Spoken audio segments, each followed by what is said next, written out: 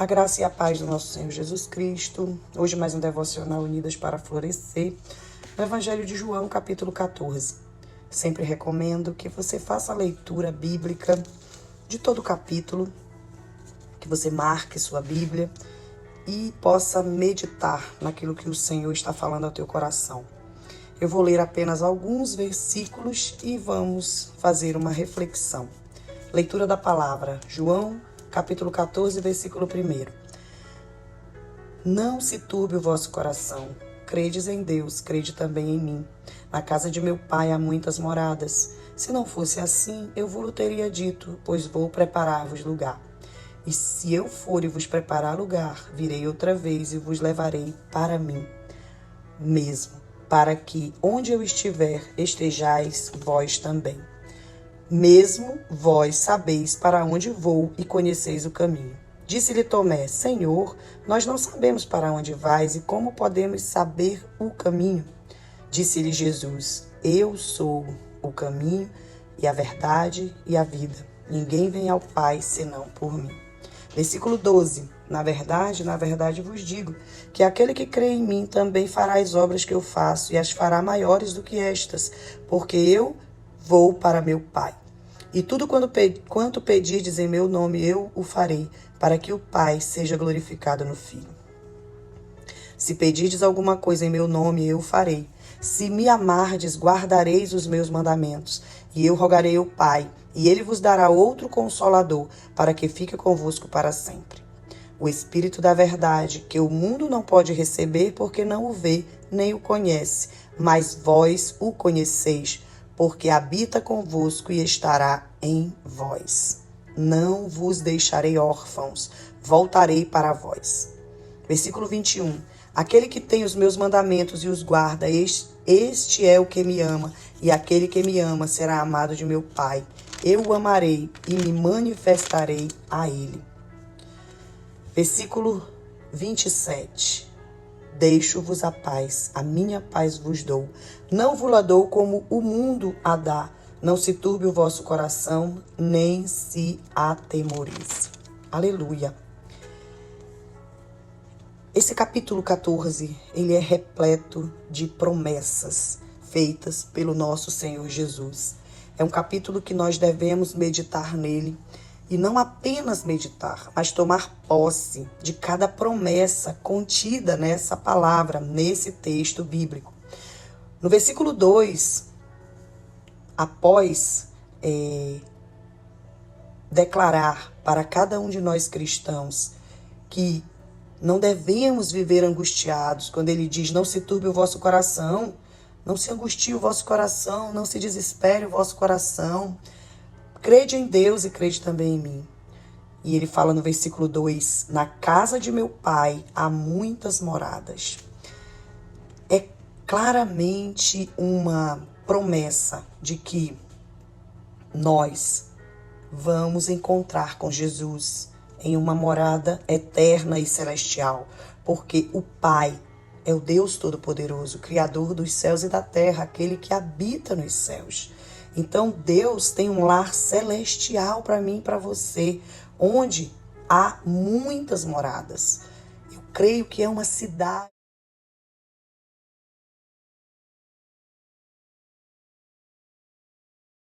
Eu creio que é uma cidade linda, onde nós vamos habitar eternamente, onde aqueles que já dormem no Senhor já estão aguardando esse novo céu, essa nova terra, em Deus, uma morada celestial.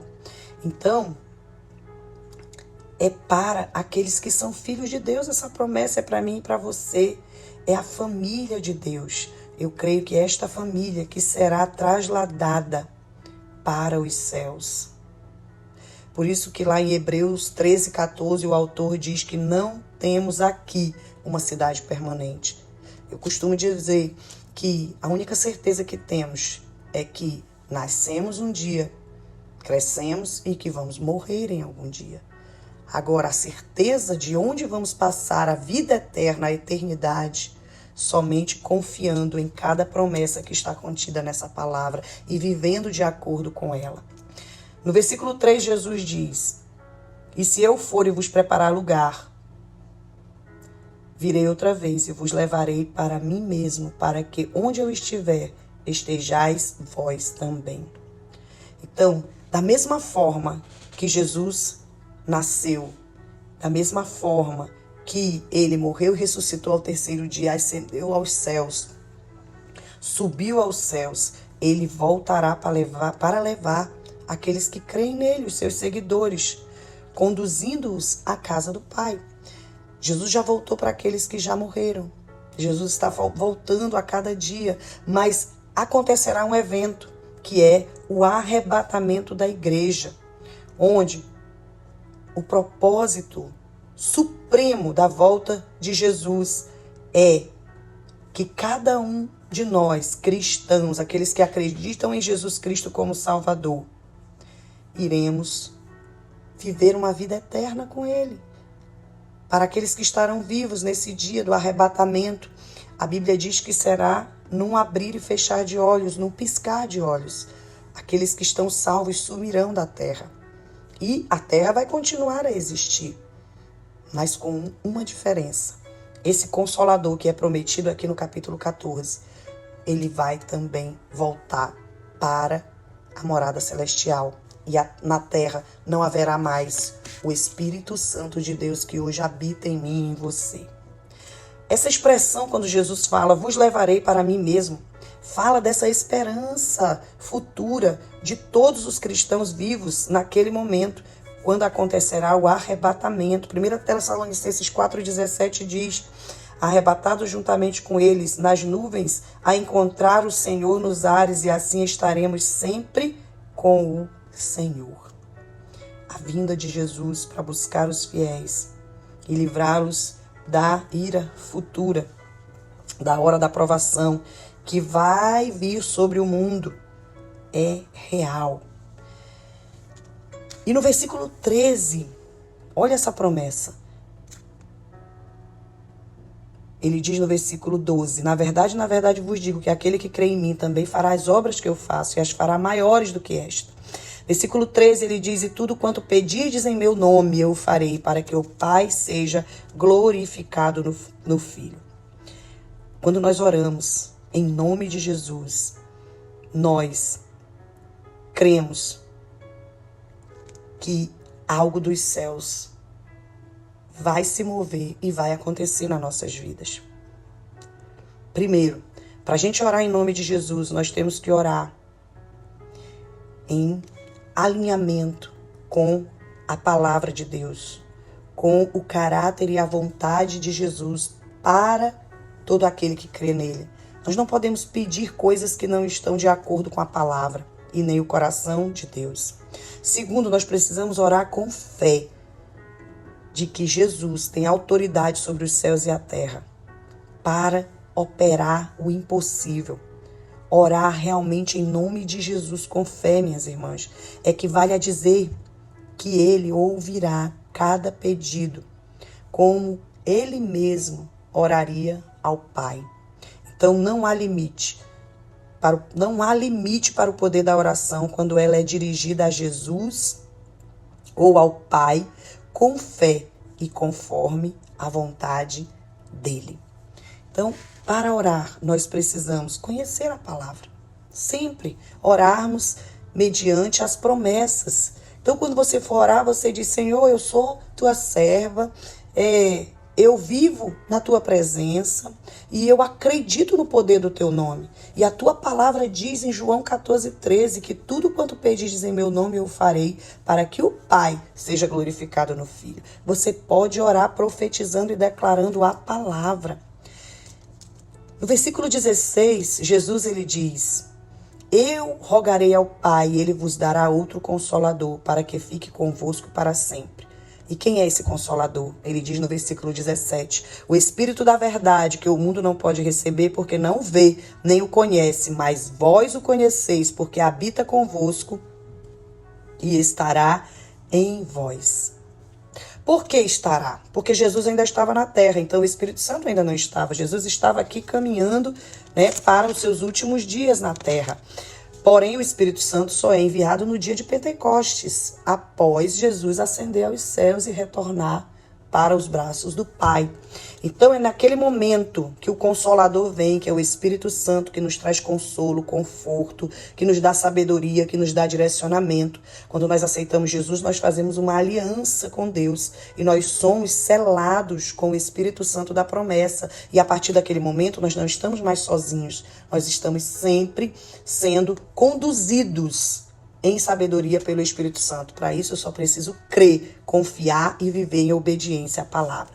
Jesus, ele chama o Espírito Santo de Consolador, né? Então, eu percebo que nós precisamos compreender que quando ele fala Consolador, essa palavra Consolador, ela tem um significado muito rico quando ela é extraída do hebraico.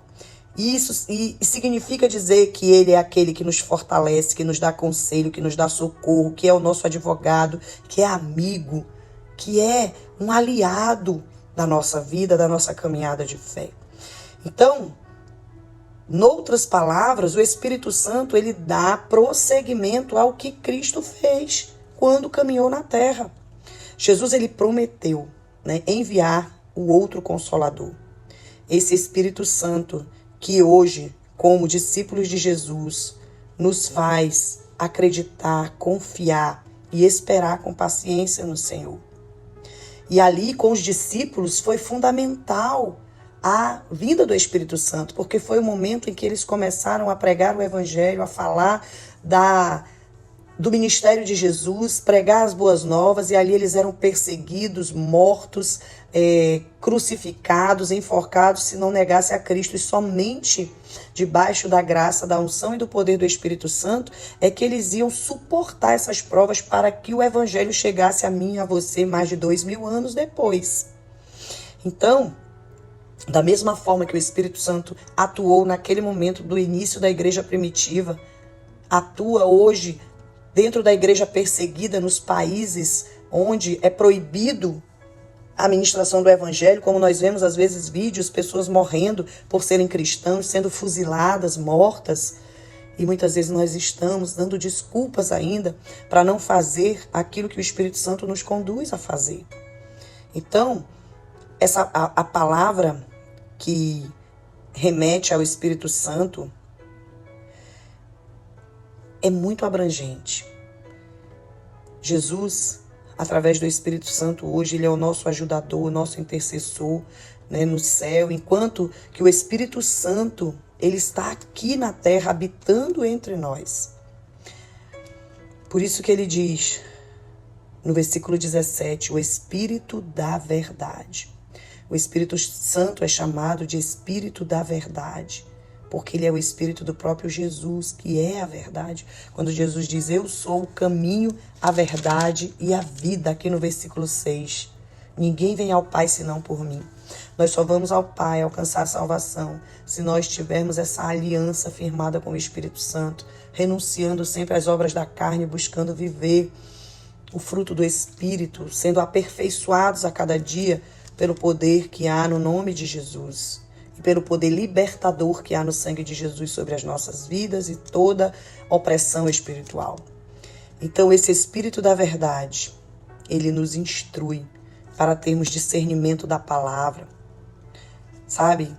A igreja que abandona a verdade, que abandona os ensinamentos que vêm de Jesus, através da sabedoria do Espírito Santo nessa terra, não tem como subsistir, não tem como permanecer. E aí no versículo 21, ele vai encerrando dizendo, aquele que tem os meus mandamentos e os guarda, este é o que me ama. E aquele que me ama será amado de meu Pai. Eu o amarei e me manifestarei a ele. Sabe, amadas, guardar os mandamentos de Jesus não é uma simples questão de opção. Eu vou guardar os mandamentos porque é a única opção que eu tenho. Não. Para quem quer dar uma vida eterna com Cristo, para quem quer verdadeiramente viver nessa terra uma vida vitoriosa, parte do princípio de que a nossa obediência a Cristo, embora não seja perfeita, sempre digo também que não existem cristãos perfeitos, não existem mulheres, crianças, homens perfeitos nessa terra. Mas nós precisamos lutar para nos santificar a cada dia, para buscar transformação. É por isso que existe o Espírito Santo.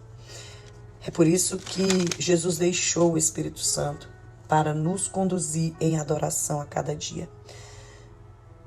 Espero que você receba essa reflexão no teu coração e possa colocar em prática a palavra de amor, de obediência e de aliança com Deus.